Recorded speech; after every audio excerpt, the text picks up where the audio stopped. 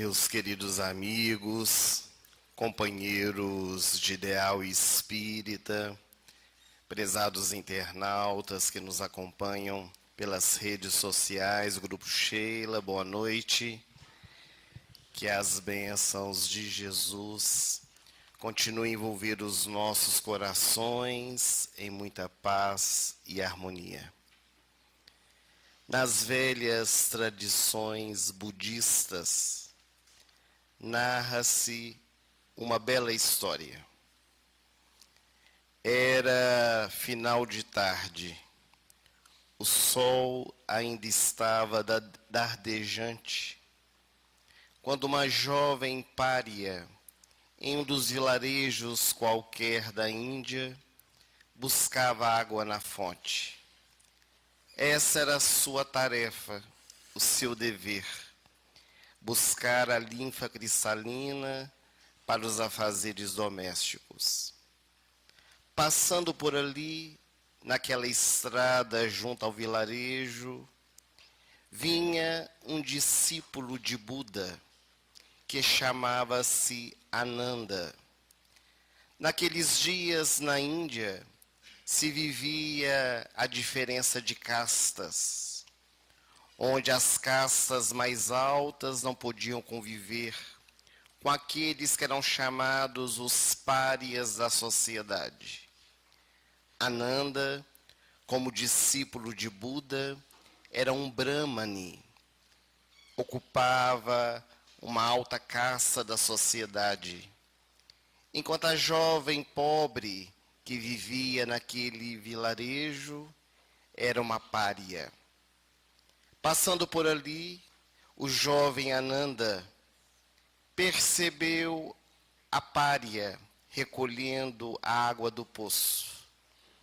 E porque ele estava com sede, aproximou-se dela e lhe pediu: "Dá-me de beber." A jovem ficou muito assustada, porque logo percebeu as marcas de alguém que fazia parte de uma outra casta da sociedade. Mas como Ananda estava além das convenções sociais, era um jovem que havia entregue a sua vida para a divulgação do Samadhi, o caminho da iluminação, o caminho do meio trazido por Buda. Ele fixou o seu olhar nos olhos daquela jovem e voltou a repetir: "Dá-me de beber, porque eu tenho sede." E como ela não tinha um vasilhame hábil que pudesse oferecer a água para ele, ela juntou as suas mãos em concha, encheu-as de água e levou até a boca do rapaz. Ele sorveu a água por uma vez, por duas vezes, e agora, repleto da sua sede, com um sorriso nos lábios, ele lhe disse: "Muito obrigado." E Ananda se despediu daquela jovem, seguindo a sua estrada em direção ao monastério para encontrar-se com Buda. Há muitos dias ele já viajava no caminho da divulgação, e a jovem pária ficou atormentada pelo desejo. Ela não retirava da sua mente a imagem daquele rapaz que lhe encantou, que lhe tratara tão bem, que trazia nos seus lábios o sorriso. Ananda era realmente um rapaz robusto, muito belo, que chamava a atenção. E a jovem atormentada não sabia o que fazer. Quando resolveu conversar com sua mãe, que era dada às artes de conversar com os espíritos, e a jovem disse à sua mãe: "A senhora precisa me ajudar. Eu estou apaixonada pelo jovem Ananda, que por aqui passou, e eu quero me casar com ele. A senhora precisa recorrer às forças espirituais para que eles possam me ajudar. A mãe olhou para a filha, percebeu que ela estava atormentada e lhe disse: minha filha, o jovem Ananda é um seguidor de Buda. Será muito difícil você se casar com ele. Mas se a senhora não conseguir, eu vou me matar. A minha vida não tem qualquer sentido, porque eu descobri nele a razão do meu viver. A mãe, muito preocupada, resolveu consultar as forças espirituais. E os espíritos evoluídos que trabalhavam junto dela disseram que não poderiam intervir, porque essa era uma escolha pessoal de cada um deles. Mas a jovem filha da mulher continuou a insistir. E aquela que conversava com os espíritos resolveu recorrer aos espíritos menos felizes, para que eles pudessem ajudar. E eles então fizeram uma caravana para ir ao encontro do jovem discípulo de Buda, Ananda. Nesse interim, ele já havia chegado. Das noites que Ananda foi recolher-se para dormir, ele estava nos seus aposentos, quando seu espírito desprendeu-se do corpo. Ele foi levado por aquelas entidades que estavam ao seu entorno a uma região onde ele nunca havia estado. Era uma imensa sala com um triclínio, espécie de um sofá, como a convidá-lo para que ele pudesse se assentar. E quando ele se assentou, ele viu entrar pela porta que se abriu uma jovem de rara beleza. Era a jovem Pária. Ela dançava de forma muito sensual, retirando os véus que envolviam o seu corpo, até ficar totalmente nua na oferta máxima do prazer. Enquanto Ananda tinha este desdobramento espiritual, quase que um pesadelo, Buda, o seu mestre, percebeu a presença espiritual malfazeja dentro do monastério e começou a orar para afastar a presença dos maus espíritos. Foi quando, naquele instante, Ananda acordou no corpo físico, álgido de suor.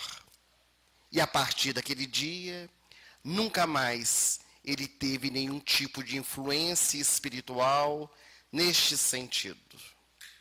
A jovem no vilarejo, atormentada, procurou a mãe e lhe disse: a senhora precisa conseguir o que lhe pedi. Como te falei, se eu não me casar com Ananda, eu me matarei.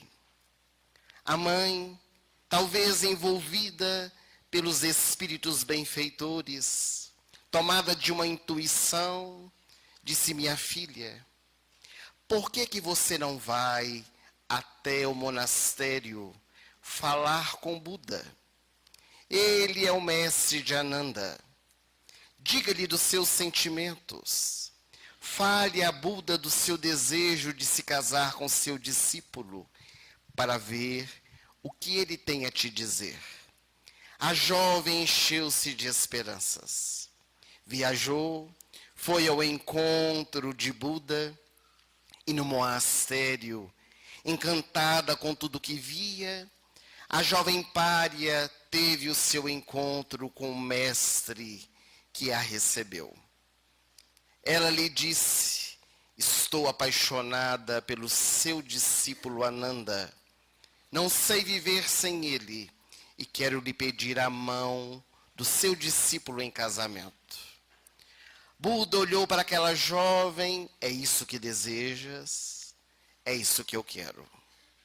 Então, para que eu lhe possa dar a mão de Ananda em casamento, é preciso que você ascenda até ele, que você se ilumine, que você trabalhe a intimidade do seu coração eu lhe convido para ficar conosco, para que possa viver no monastério feminino, estudando, aprendendo o caminho do meio. E quando estiver preparada, eu lhe darei a mão de Ananda em casamento. Ela ficou entusiasmada.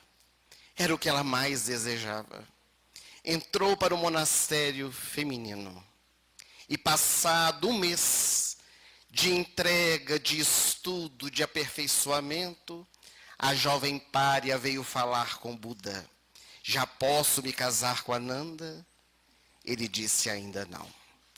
É necessário perseverar, seguir adiante, confiar em si mesma, iluminar-se. Passaram-se 8 meses. Ela já estava envolvida nas atividades, estudiosa, sabia de cor algumas leis que Buda havia trazido ao mundo. Agora eu já posso me casar com Ananda? Ainda não. É preciso perseverar, seguir um pouco mais, para que um dia tu possas ter a mão do meu discípulo e juntos seguirem uma vida a 2. Passou-se 2 anos, 3 anos, e a jovem pária chegou para Buda e lhe disse: 3 anos se passaram. Eu tenho me dedicado tanto. Eu quero casar-me com Ananda. Eu sinto que o meu amor por ele é verdadeiro. Concede-me a mão do teu discípulo. Buda lhe disse: aguarda um pouco mais. Persevera, siga em frente, avance no caminho da sua iluminação. E a jovem continuou fervorosa nas atividades dentro do seu monastério. 5 anos se passaram. E um dia, pela manhã, ela estava nos afazeres domésticos dentro do monastério, quando Buda mandou-lhe chamar.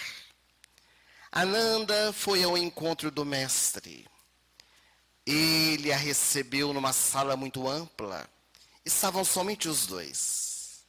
Ela diante do mestre, cabeça baixa, em sinal de respeito, e Buda lhe disse: hoje eu quero lhe dizer que você ascendeu até os planos mais altos.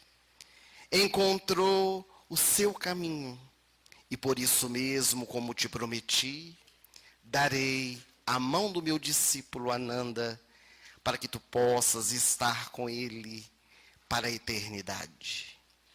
E mandou chamar o jovem discípulo Ananda, que adentrou aquele salão. Ele estava ao lado dela e Buda disse: aqui está o homem que tu escolheu para estar contigo nesta vida. Naquele momento, a jovem ergueu os olhos marejados de lágrimas e disse: gostaria, meu mestre, de agradecer profundamente, mas agora não necessito mais de Ananda. Porque no caminho que fiz, perseverando na estrada, aprendendo a mensagem da iluminação interior, eu encontrei comigo mesma. Percebi que estava atormentada pelo desejo, pelo sexo desvairado, pela vontade de possuir. Mas agora eu digo que já o tenho.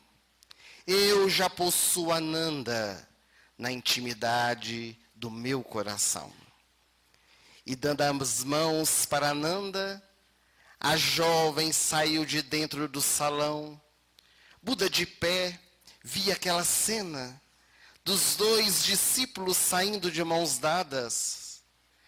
E embargado pela emoção, Buda disse: a grande conquista somente acontece por fora, quando já conquistamos por dentro.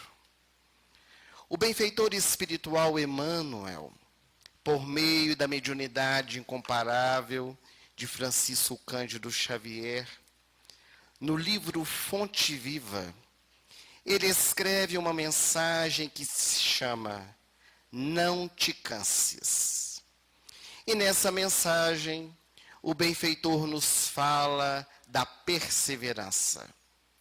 Essa mesma perseverança que teve a jovem Pária para alcançar os seus objetivos, descobrindo outros caminhos, percebendo outras estradas pelas quais ela poderia percorrer, a fim de encontrar a própria felicidade. E nessa mensagem do livro referido, de Chico Xavier, o benfeitor espiritual Emmanuel faz uma bela comparação, de forma muito didática, para nós entendermos a perseverança em nossas vidas.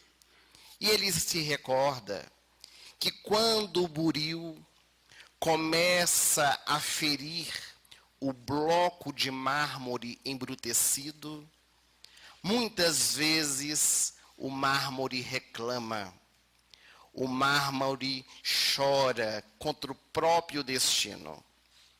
No entanto, depois que a peça artística é fabricada, depois que devastado o mármore, encontra-se o resultado, o mármore que reclamou, diante da perseverança do buril, que se transformou, agradece. Agradece o cinzel que o dilacerava. Emmanuel também se refere à lagarta que se arrasta pelo chão, quase que um verme, olhando para a beleza das flores perfumadas de um jardim, e amaldiçoa a si mesma pelo fato de o Criador ter criado ela daquela forma. Mas com o passar do tempo, quando aquela massa viscosa se transforma em uma bela borboleta de asas voando as flores, ela agradece a perseverança no tempo, por perceber que o feio corpo que a natureza lhe ofereceu, lhe preparava para o voo feliz, junto às belezas do mundo ao derredor. O ferro rubro, que é colocado na bigorna, também reclama o trabalho que lhe é feito. No entanto, quando ele vê desempenhando importante função dentro da sociedade, nas máquinas do progresso, ele também entende a perseverança diante do sofrimento para que pudesse engrandecer e, de alguma forma, auxiliar o mundo à sua volta. Da mesma forma, a semente, quando ela é depositada na intimidade da terra e se sente sufocada, ao vencer de forma muito perseverante o peso, retirando os nutrientes do subsolo, a água, para poder se tornar uma árvore robusta, ao crescer, purificando o gás carbônico, transformando em oxigênio, nota que valeu a pena a perseverança, por agora contribuir, louvando a Deus a sua criação. Diz Emmanuel que a perseverança é a base da vitória. Nós só conseguimos alcançar os nossos objetivos, os nossos ideais, quando nós perseveramos. Perseverar é essa virtude que precisa ser despertada dentro do nosso coração. Na compilação de diversas mensagens trazidas pelos benfeitores, nós podemos asseverar que perseverar é não desistir diante das dificuldades.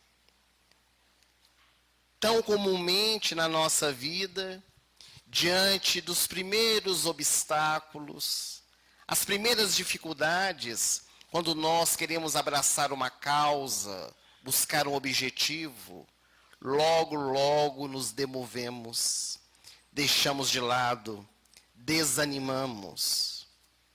Perseverar é lutar para poder atingir essas metas, estes sonhos, mesmo que eles demorem um tempo a serem alcançados. Porque perseverar é também ter paciência para poder aguardar o tempo do mundo, mas principalmente o tempo de Deus.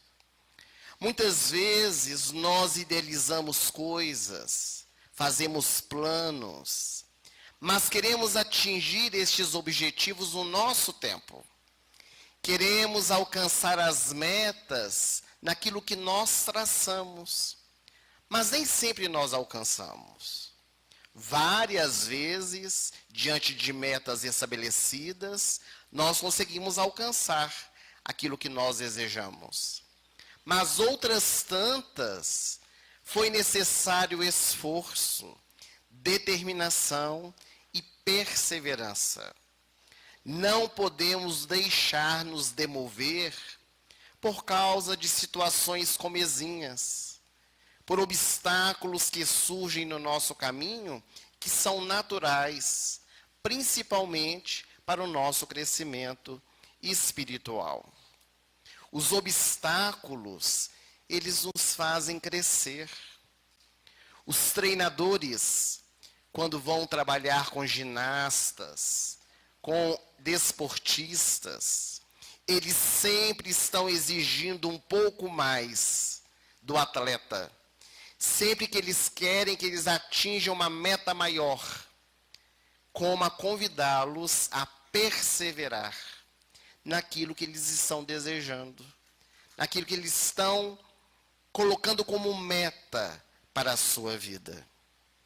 Quando nós escutamos, por exemplo, o coral espírita Irmã Sheila entoando essas belas canções, é um trabalho de perseverança. Quando o maestro, nos ensaios, ensina uma nova canção, para cada naipe, juntando as vozes, desafinando muitas vezes, perdendo a letra em outras, até que perseverando, conseguem atingir o objetivo, que é trazer a bela melodia para harmonizar os nossos corações. Perseverar é, pois, ter determinação, vontade de poder seguir em frente. Não importa que nessa estrada nós caiamos, o importante é nos levantar para poder prosseguir. Aliás, só pode cair quem está de pé. Quem está caído já está no chão. Quando nós caímos, nós encontramos forças dentro de nós mesmos, se desejarmos, para soerguer. E para isso é necessário ter perseverança. Além do que, ao chegar no fim da estrada, quando nós atingimos aquele objetivo, aquele ideal que nós tanto desejávamos, isso gera dentro de nós bem-estar, alegria, nos motiva ainda mais para nos movimentarmos diante da vida, entendendo que nem sempre as coisas acontecem como nós desejamos. Porque existe por detrás da nossa vontade, a vontade de Deus. Existem as programações espirituais da nossa existência aqui na Terra. E quando a vida nos diz não, é preciso perseverar, modificando os sonhos, modificando os ideais, para que o nosso sonho ele não se torne um pesadelo. Porque às vezes nós queremos sonhar muito alto, queremos coisas impossíveis e ficamos frustrados, ficamos infelizes. Então preciso entender o que a vida deseja de nós. Um autor chamado Viktor Frankl, ele foi sobrevivente da Segunda Guerra Mundial, escreveu um livro que se tornou best-seller no mundo, intitulado Em Busca de Sentido. E ele fala da importância de nós termos um sentido para a nossa vida, porque é isso que nos move. Mas que invariavelmente na nossa existência física, nós sabemos o que queremos da vida, mas bem poucos de nós sabemos o que a vida quer de nós. Qual é a nossa missão? Qual é o nosso trabalho a ser realizado aqui onde nós nos encontramos? Porque quando nós encontramos essa resposta, que não é dada pelos livros, nem pelos benfeitores espirituais, é uma resposta íntima. O nosso traçado, os nossos objetivos e os nossos ideais vão ser em torno dessa missão, que nos engrandece, que nos auxilia a ser melhores, a trabalhar os recursos dentro do nosso coração. Muitas vezes, na nossa jornada, nós temos medo. Medo de encarar a nós mesmos, medo de encarar o desconhecido, medo de avançar, de persistir, de seguir. Talvez muitos de nós preferimos ficar na nossa zona de conforto, do jeito que está bom mesmo. E ao invés de prosseguir para melhorar, nós ficamos estagnados no tempo. Quando nós temos uma meta e um ideal a ser alcançado, haverão dificuldades. Sempre haverá obstáculos a serem vencidos. Mas é preciso conhecê-los, estudá-los, para que nós possamos enfrentar. Já que para todo desafio existe uma solução, conforme nos ensina a benfeitora Joana de Ângeles, pelas mãos de Divaldo Franco. Numa outra mensagem do livro Pão Nosso, o benfeitor Emmanuel, também pelas mãos de Chico, escreve até o fim. E ele se recorda de uma mensagem trazida por Jesus a todos nós e aos seus discípulos daquela época. Jesus havia convidado diversos seguidores para engrossar as fileiras junto com ele. Mas uma manhã em Cafarnaum, ele nomeou 12 homens que se tornaram os seus apóstolos. E naquele dia em que Jesus nomeia, chama cada um deles às margens do mar da Galileia, o mestre faz um discurso que ficou conhecido como discurso apostólico, traçando um roteiro de trabalho para aqueles que desejavam seguir os seus passos.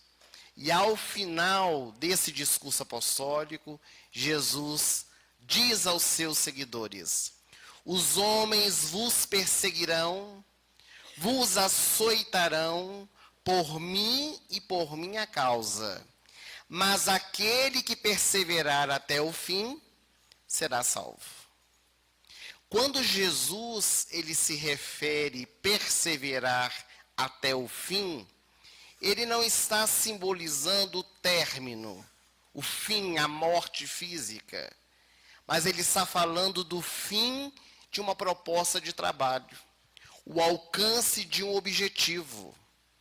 Aquele que persevera até o fim encontra a felicidade, encontra a salvação, entre aspas. Por quê? está bem consigo mesmo. E qual é o nosso principal trabalho enquanto espíritos encarnados na Terra? É o de nos aperfeiçoarmos para poder alcançar a perfeição relativa, já que a perfeição absoluta está nas mãos de Deus. Quando nós compreendemos isso, quando nós buscamos como ideal superior da nossa vida o Evangelho de Jesus, a nossa existência ela toma uma outra conotação. É claro e óbvio que estando no mundo, nós temos também os ideais do mundo. Em nenhum momento do Evangelho nos reprovando aquele que deseja comprar a sua própria casa, ter o recurso de movimentação. Hoje nós temos os automóveis que nos auxiliam na nossa locomoção dentro das cidades. Em nenhum momento o Evangelho nos proíbe desejar ter o lazer, fazer as nossas viagens, buscar um bom emprego com boa remuneração. O problema é quando estes ideais e estes objetivos, eles se tornam maiores do que os verdadeiros tesouros da vida. Aquele que o Evangelho nos traz, que não se perde jamais, que os ladrões não podem roubar, que a ferrugem não pode destruir. De posse dos recursos materiais, nós podemos, perseverando, alcançar a nossa iluminação espiritual. Cada um de nós o lugar em que nós nos encontramos. As portas, elas sempre estão abertas para nós adentrarmos. Porém, a porta é estreita, ela requer esforço, ela requer perseverança para nós conseguirmos atravessá-la. Jesus mesmo nos ensinou que larga é a porta da perdição, mas que a porta da nossa salvação, da nossa libertação, ela é estreita e requer muito trabalho por cada um de nós para despertar o amor e a sabedoria, que são as nossas duas asas da evolução. Então, muitos de nós, neste processo, desanimamos, estagnamos na estrada, caímos no vitimismo, nas reclamações, e esquecemos de perceber tantas oportunidades que batem à nossa porta. Quantas vezes na nossa jornada nós desanimamos por situações tão comuns, tão presentes nas nossas vidas e que nós poderíamos transpor a partir da nossa perseverança, da nossa determinação. Quantos são aqueles que desanimados não querem prosseguir na vida por causa da perda de um ente querido? A morte é a única certeza que nós temos. Todos nós que estamos encarnados, um dia vamos morrer.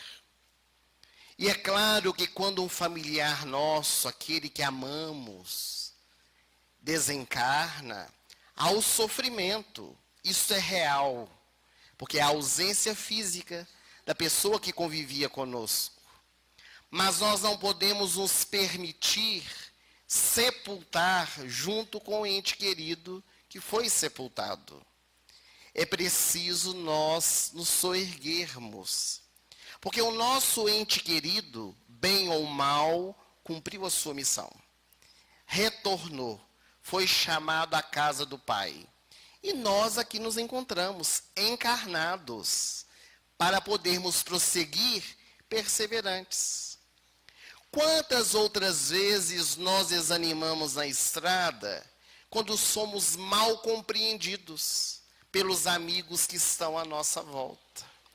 Nós nos permitimos demover dos nossos ideais porque pessoas desacreditaram, porque pessoas zombaram, porque pessoas nos disseram que nós não somos capazes, e ao invés de nós retirarmos de dentro as potencialidades para poder prosseguir, nós preferimos dar ouvidos àqueles que estão ao nosso entorno, nos trazendo dificuldades para poder caminhar.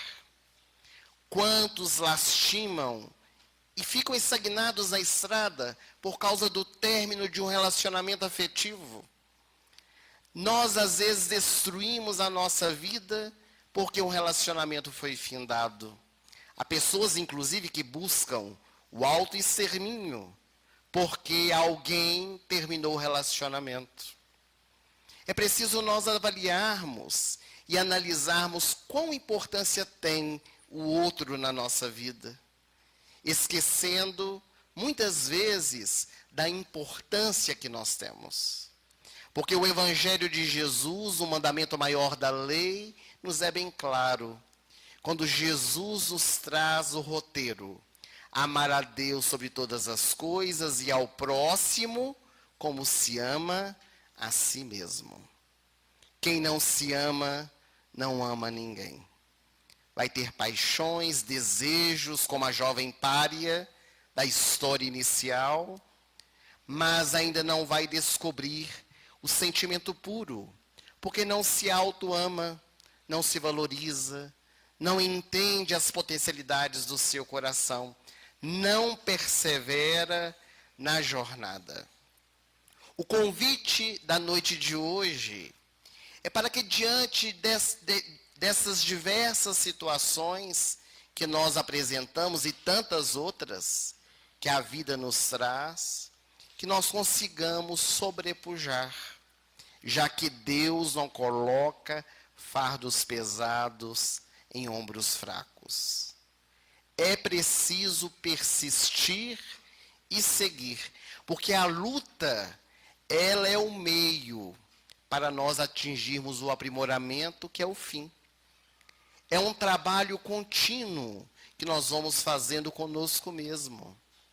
A perseverança, ela nos move para nós sairmos de uma condição e passarmos a outra. Mas nós gostaríamos de trazer para as nossas reflexões mais uma pequena história, a fim de que possamos compreender um pouco mais a valorosa virtude que Jesus nos traz nas páginas do Evangelho, nos convidando a perseverar.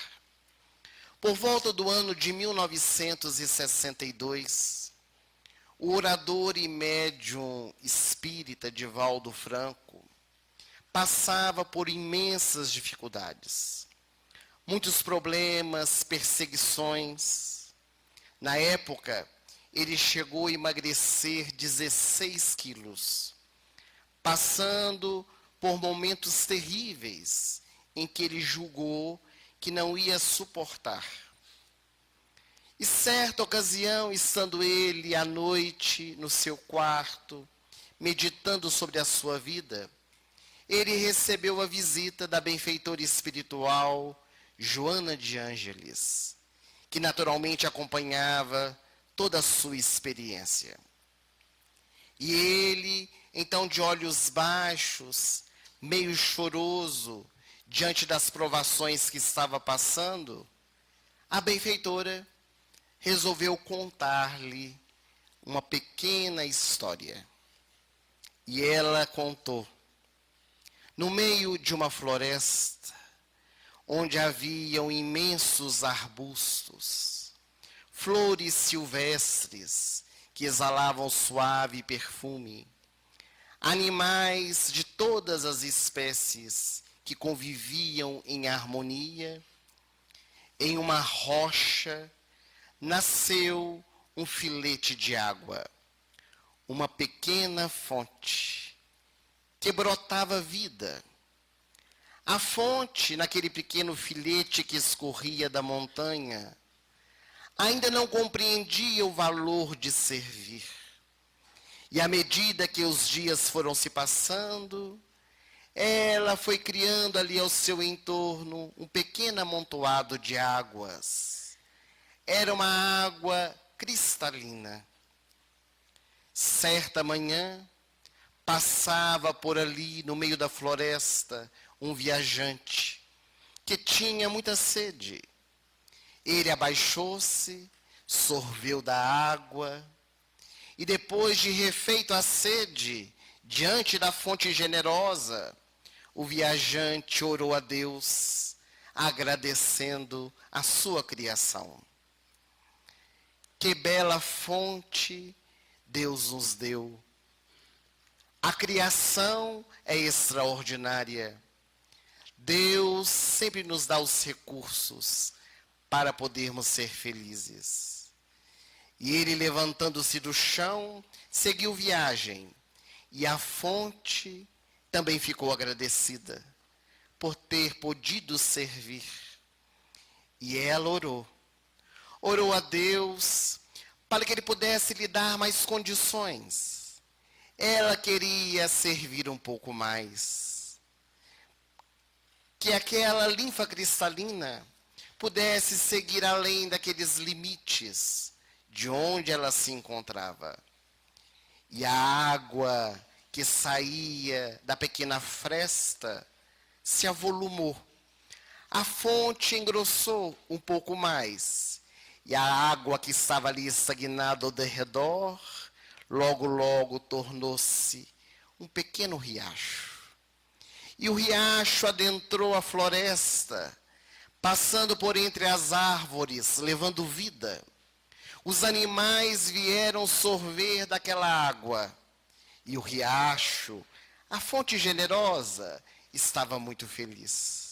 Agora estava servindo um pouco mais a Deus.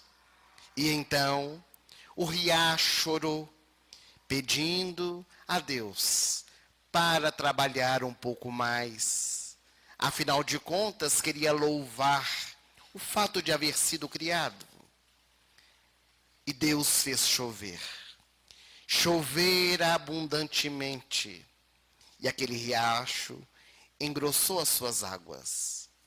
E percorrendo a floresta, de repente, encontrou o primeiro obstáculo. Era uma imensa tora de madeira, um tronco caído. O riacho estagnou as suas águas. Estava por desanimar. Como seguir em frente? Mas perseverou. Pôde avolumar as suas águas e transpor aquele tronco para poder seguir adiante. O riacho estava tão feliz, porque no caminho encontrou-se com outros riachos, engrossou ainda mais as suas águas, transformando-se em um rio de pequenas proporções, mas era um rio que agora atendia a pequenas cidades, levando vida por meio da linfa cristalina. Aquele rio, porém, percorrendo as estradas, encontrou com imensas pedras que tolhiam a sua passagem. O rio não sabia o que fazer. Quase desanimou. Começou a volumar as suas águas, mas não conseguia transpor. Era muito alto aquele amontoado de pedras. Então o rio desejou contornar aquelas pedras e seguiu adiante o seu percurso. Porém, num dia, este rio caiu dentro de um fosso. Para ele, parecia um abismo. E quando caiu dentro do fosso, estagnou as suas águas. Agora não tinha mais como prosseguir. A tristeza invadiu o seu coração. Ele não sabia o que fazer, senão orar a Deus, pedindo que auxiliasse de alguma forma. E a misericórdia divina escutou a oração daquele rio caudaloso, que era tão perseverante, e a chuva caiu de tal forma que aquelas águas foram se avolumando, foram enchendo o grande fosso, até que conseguiu transpor, seguir adiante e encontrar o grande oceano, o mar da vida. Entendeu, meu filho? Disse Joana. Divaldo levantou a cabeça, ainda era muito inexperiente, e disse à benfeitora: linda história, mas não entendi nada. Ah, meu filho, você é a fonte, quase insignificante. Um dia você nasceu no interior da Bahia, em Feira de Santana. Era um menino estranho que via os espíritos, cuja família católica não compreendia. Até que, ao crescer, dentro do espiritismo, você pôde encontrar algumas respostas. E no trabalho que foi convidado a realizar na mediunidade e na oratória, começou a matar a sede de alguns poucos que vinham escutá-lo. O tempo foi passando. Você mesmo pediu para servir mais a causa do Senhor. E as suas águas se avolumaram. Você começou a viajar pelo nosso país. Você começou a psicografar livros, levando a mensagem aos corações. E os obstáculos começaram a surgir. Mas você, perseverante, continuou. Manteve-se de pé. Então, um dia, você se encontrou com outros que realizavam o mesmo trabalho que você. Juntos, fizeram muito. Juntos puderam falar da mensagem do Evangelho à luz da doutrina espírita. Agora, porém, você caiu no fosso. Está no abismo de si mesmo. É necessário avolumar as águas.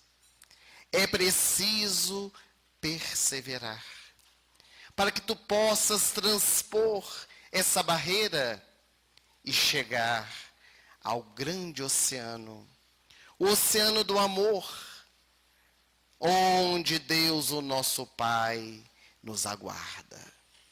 Entendeu agora, meu filho? Que nós possamos, no abismo de nós mesmos, também perseverar. Avolumar as águas do nosso coração, para que consigamos seguir adiante, avançando. Porque como nos ensinou Jesus, aquele que perseverar até o fim, este sim será salvo. Que Jesus nos abençoe hoje e sempre.